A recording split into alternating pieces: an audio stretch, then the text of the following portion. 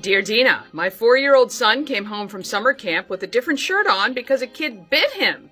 It's just a daily camp for 2 weeks, but we're just starting week 2 and I don't know what to do. This isn't the first time it's happened, but it's the worst by far. The first 2 times we didn't say anything to the camp organizers. The third time we did, and they told us it's been a problem with this kid biting other kids all week.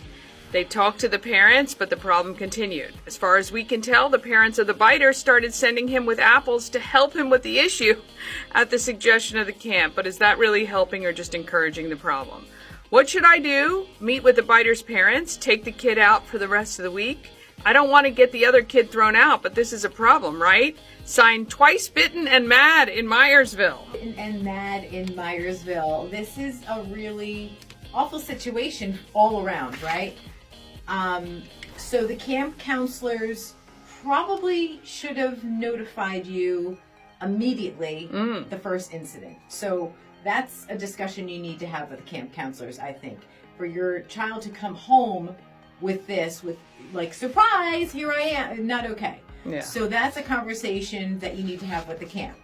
Now, moving forward to your question on, what happens at the camp and, okay, how do we rectify this situation? How do we make sure the other kid isn't getting in trouble? We don't want to rob him of having an experience. Well, we also want to keep our child safe. I can see how it can be a little bit tricky. I don't see anything wrong with you having a conversation with the other parents. Replacement strategies are often used with individuals on the spectrum.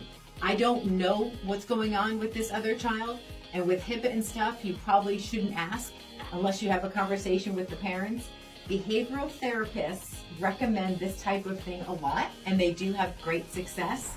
It's like, we don't bite people, we bite food. And so you give them a replacement object. This is what you can bite, right? So that's a way of training them up and teaching them if there's somebody who's on the spectrum. I'm speculating. I don't know anything. I'm just telling you this is experience that I have because I have a child who is autistic, who had to be taught these are things that you need to do. So that's something that, all right, that's good that they're doing something.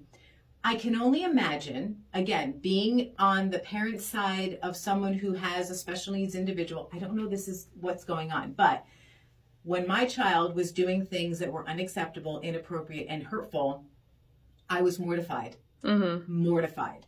So I don't know what this parent's situation is, but I can only imagine by you going to that parent and extending the olive branch saying like, hey, we have a situation and I wanted to talk to you about it, would be welcomed. Because I would. So what would you, let me just ask you, because, you have a great perspective about this as a mom of a child with special needs and, as a mom of a kid who doesn't have special needs, but if they're impacted by that, like my daughter had issues in elementary school because there was a child with special needs who was completely disruptive and mean and angry.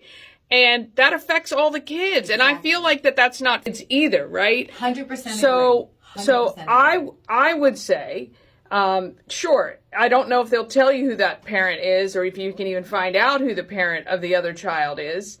But my thing would be, it's the burden of the camp. I agree. To take care of this. 100%. They should be helping that child, giving him an aid maybe that stays with him so that these things are monitored more frequently and this behavior is not allowed to impact these other kids because camp is expensive. Absolutely. And I'm sure the parents have their child in camp because they don't have care for their kid maybe or whatever. That's disruptive to the other child too. So the burden has to be on the camp.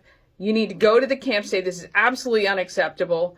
And if they're not giving you an answer or the information, then unfortunately you probably need to pull your kid out. And I would, demand a full refund. I mean, it's nuts. Yeah, I don't know. I agree with that. And I will tell you because I also have a typical child.